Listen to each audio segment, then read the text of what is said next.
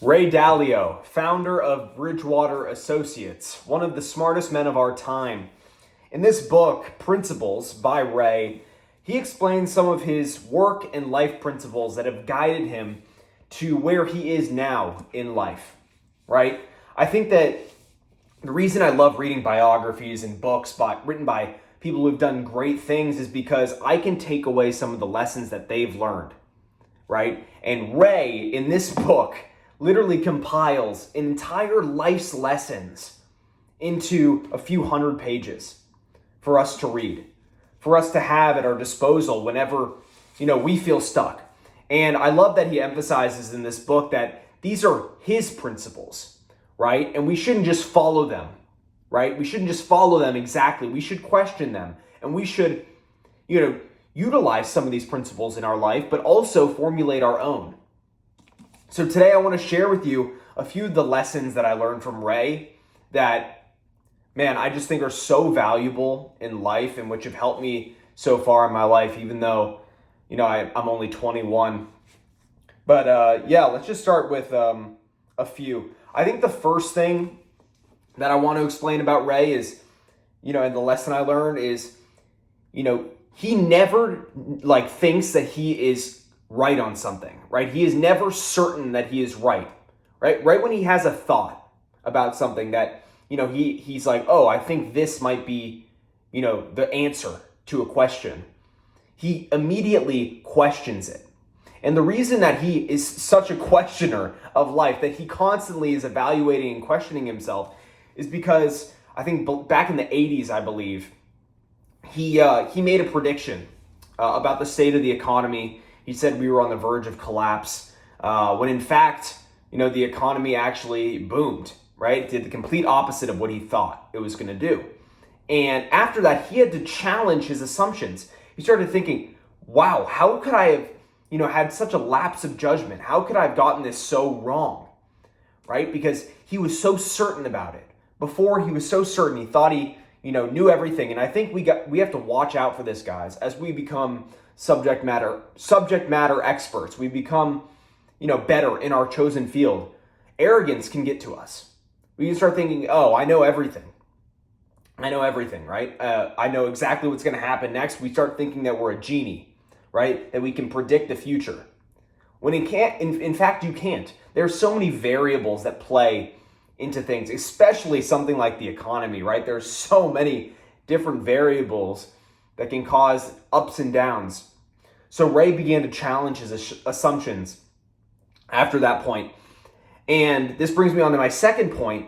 The way he did this, the way he was able to, change his perspective and to start really thinking about, whether he was right or wrong, is learning from the lessons of history.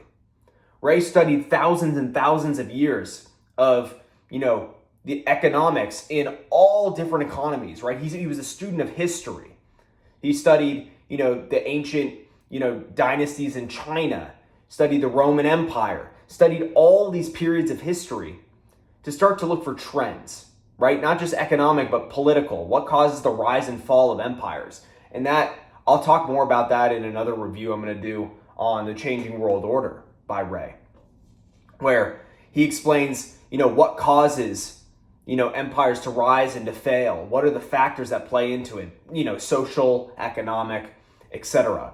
So that's the second lesson, guys. We have to learn from the lessons of history, right? Yeah, that's why I read so many biographies by people like Ray, I just read Benjamin Franklin, all these great people, so we can learn from their lessons, guys.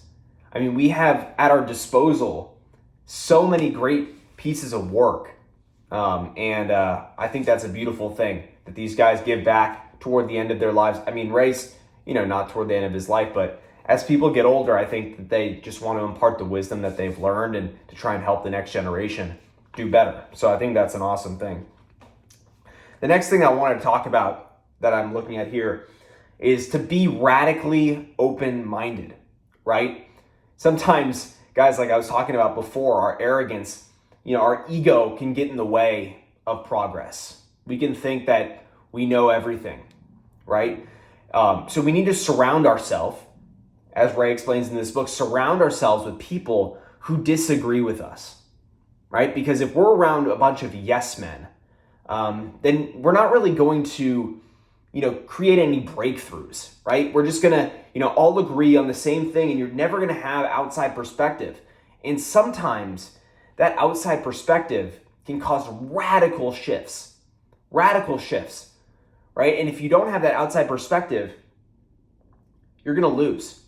You're gonna lose because you'll never know whether you're right or wrong if everyone is in agreement, the same thing. But sometimes an outside perspective will come in from someone else where they'll say, no, I think this, actually. I think this is how it is. And that can really open our minds, and we can start to say, oh, maybe they're right. Let's test what they're saying. So I think that's an amazing thing, radical open-mindedness. The next thing I wanted to talk about, guys, which I think was a great lesson I learned from Ray, is, let's see here, which one did I want to discuss next?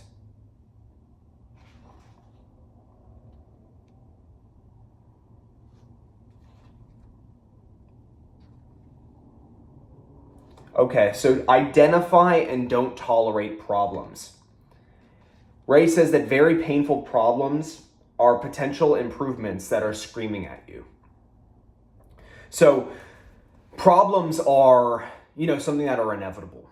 In life, in business, I've already run into a ton of problems in starting my own business.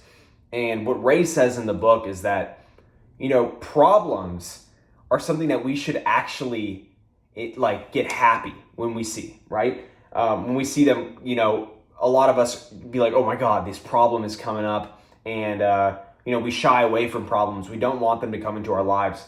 But just like Ray says in this book, and like I heard Jeff Bezos say recently, he actually gets happy when problems arise, right? And that's a total opposite end of the spectrum. You're like, how could someone possibly be happy, right, that problems are coming into their life?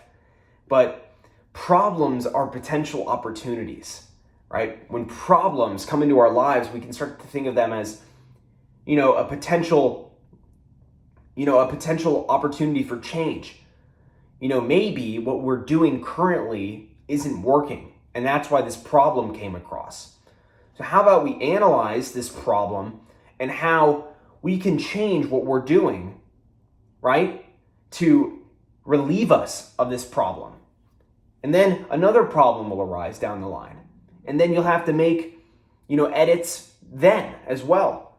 But it's constant iteration. It's constant solving of problems over and over again that is really going to create the biggest change in our lives. So guys, run toward problems. Don't run away from them. I think that's really important. And the final lesson I wanted to leave with you guys is something that Ray has repeated a lot of times, which is pain plus reflection equals progress. And man, do I know that to be true in my life, right? When we're building something, guys, and when we go through pain, both, in my life, for example, physical pain has allowed me to reflect also. I think he means here pain is in mental pain, but I think it applies to both, right? When we go through extreme physical pain or extreme mental pain, it gives us time to reflect. Often afterwards, we start to think, man, how did I get here, right? And you also start to realize that, life is short, right? And on the physical pain side, right? When we feel like we're not going to make it anymore. For example, with me, with my appendix bursting, I felt like I'm not going to make it anymore. And after that, or I'm not going to make it out of this. And I thought to myself afterwards, like, man, if it ended right there, would I be satisfied with the person that I'd become? And my answer to myself was no. And a lot of people told me, oh, it's time to get back to normal. Time to get back to normal. And I hated that. I said, I don't want to get back to normal. I'm a new man. It's not normal. Not normal anymore. I'm not going to live a normal life. So that was just a thought that I had. But yeah, he says go to the pain rather than avoid it. And I think that's so true. And embracing tough love. You know, sometimes we don't like to be around people who, you know, tell us to get off our ass, to stop being a punk, to start doing what we need to do.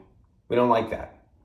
But I've learned to like that. And I've learned to surround myself with people who make me better, who keep me accountable. I think that's so important. We all want to be the smartest in the room, a lot of us.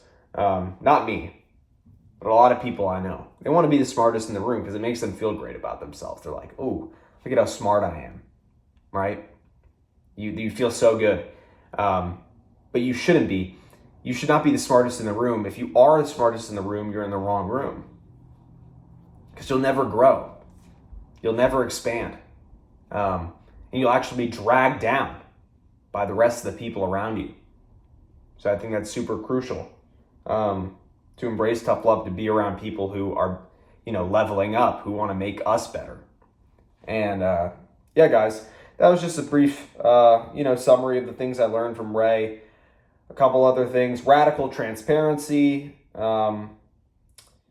Look to nature to learn how reality works. I mean, these are great lessons. There's so many. But yeah, guys, I would highly recommend you go read Principles by Ray Dalio. An incredible book. I've read it twice now. I'm going to reread it again. It's been a little while. So I'm going to reread it again.